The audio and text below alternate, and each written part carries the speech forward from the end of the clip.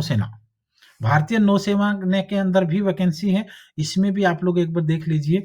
भारतीय नौसेना में नीचे वर्णित शाखाओं एंट्रीज के अधीन अधीन भारतीय नौसेना अकादमी आईएनए एजिमला केरल में जून 2021 से आरंभ हो रहे पाठ्यक्रम के लिए अल्प सेवा कमीशन प्रदान करने के लिए अविवाहित पात्र पुरुष और महिला उम्मीदवार से आवेदन पत्र आमंत्रित किए गए। याद रखिए, इस वैकेंसी के लिए जो अनमैरिड है वही अप्लाई कर सकते हैं, मैरिड वाला इसमें अप्लाई नहीं कर सकता है। अब इसमें क्या क्या है वो चीज आप देख लेते हैं।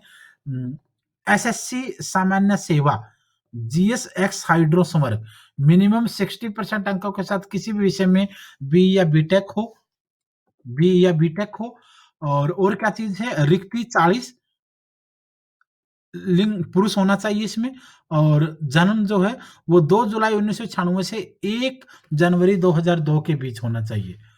एसएससी नौसेना आयुध निरीक्षणालय संवर्ग एनए, इसमें मैकेनिकल ऑटोमेशन के साथ mechanical, electrical and electronics, micro electronics, ये जो इसमें दे रखा है ये चीज आप देख लेना भाई।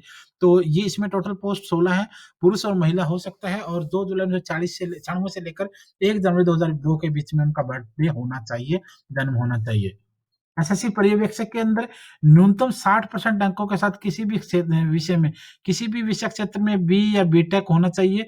उम्मीदवार की कक्षा 10वीं और 12वीं में कुल मिलाकर 60% और कक्षा 10 या 12वीं में अंग्रेजी में मिनिमम 60% होना चाहिए। याद रखना इसके लिए यह कि इसमें बी बीटेक होना चाहिए 60% अंकों के साथ, 10वीं 12वीं में कुल मिलाकर भी 60 होना चाहिए, और 10वीं 12वीं में अंग्रेजी में कम से कम 60 हो, अगर अंग्रेजी में कम होंगे तो नहीं चलेगा। और आपका डेट ऑफ बर्थ जो है वो 2 जुलाई 1997 के से शुरू होकर 1 जुलाई 2002 के बीच में ही होना चाहिए। एसएससी पायलट के अंदर क्वालिफिकेशन सेम इसके ऊपर वाली है, 15 पोस्ट टोटल है, पुरुष और महिला दोनों, अधिकतम महिला केवल 3 होंगी, और डेट ऑफ बर्थ है वो 2 जुलाई 1997 से 1 जुलाई 2002 के बीच में होनी चाहिए।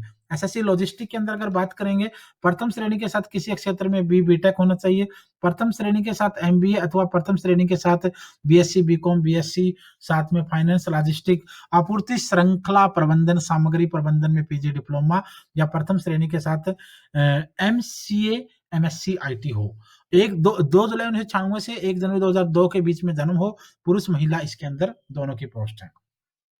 एसएससी एक्ट आईटी के अंदर, एसएससी एक्ट आईटी न्यूनतम 60% अंकों के साथ कंप्यूटर विज्ञान, कंप्यूटर इंजीनियरिंग, आईटी में B BTech, MSc computer, MCA, MTech computer science, total post 25 है, और कैटेगरीज में जेंडर में सिर्फ पुरुष ही अप्लाई कर सकते हैं। 2 जुलाई 1996 से 1 जनवरी 2002 के बीच में आपका बर्थडे होना चाहिए। उसके बाद तकनीकी शाखा की अगर बात करेंगे तो एमएससी इंजीनियरिंग शाखा के अंदर पोस्ट है 30 पोस्ट, एमएससी इलेक्ट्रिकल शाखा के अंदर 40 पोस्ट है, ये आप इसके बिल्कुल सामने देख सकते हैं। और शिक्षा शाखा में एसएससी शिक्षा के अंदर हम बात करें तो इसमें भी पोस्ट है 6, 3, 9, 10, 11, 12, 14, 16, 18 पोस्ट इसके अंदर है। एमएससी गणित प्रचालन अनुसंधान में प्रथम श्रेणी में बीएससी में भौतिकी होना चाहिए, फिजिक्स होना चाहिए, 6 पोस्ट हैं। पुरुष महिला दोनों अप्लाई कर सकते हैं। 2 जुलाई 1996 से 1 जुलाई 2000 के बीच में जन्म होना चाहिए इन सारी पोस्टों के लिए। एमएससी केमिस्ट्री में प्रथम श्रेणी, एमए अंग्रेजी में 55%, एमए इतिहास में 55%, न्यूनतम 60% अंकों के साथ बी बीटेक इलेक्ट्रॉनिक्स वगैरह, मैकेनिकल इंजीनियरिंग में मिनिमम 60% अंकों के साथ बी या बीटेक हो आपका। यार ये फिर चला गया ना, ये इसमें सबसे बड़ी दिक्कत यही आती है क्योंकि फॉर्म हम कर रहे होते हैं और फिर ये पीडीएफ के ऊपर चलता है, और जब ये बहुत ज़्यादा आगे पीछे हाथ लग जाता तो ये काफ़ी कॉम्प्लिकेटेड हो जाता है। बट मैं कोशिश करूँगा इसको वहीं पर लाइन पे, यस आ चुका है, इसको हम यहीं से डिस्कस कर लेते हैं एक बार। हम कहाँ पर बात कर रहे थे, यस राइट, जो टीचिंग शिक्षा वाले जो पोस्ट उनके ऊपर बात कर रहे थे।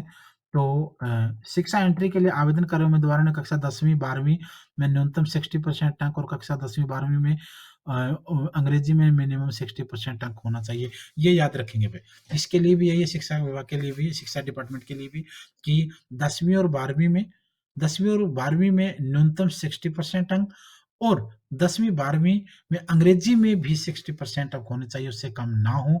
ये चीज आपको याद रखनी है। इंग्लिश इसके लिए कंपल्सरी मानी गई है। कोविड महामारी के कारण सार्वजनिक शिक्षा हित में एक अपवाद का पालन किया जा रहा है, जिसमें एसएसबी के लिए उम्मीदवारों के अलग सूचीकरण के लिए एटी 21 पाठ्यक्रम के लिए कोई आईएनईटी और परीक्षा आयोजित नहीं की जा रही है। इंडक्शन के लिए अंतिम मेरिट सूची केवल एसएसबी अंकों के आधार पर तैयार की जाएगी। रिक्तियां अंतिम और प्रशिक्षण स्लॉट की उपलब्धता के लिए अनुरूप परिवर्तन किया जा सकता है। कमर्शियल पायलट लाइसेंस की बात हो रही है।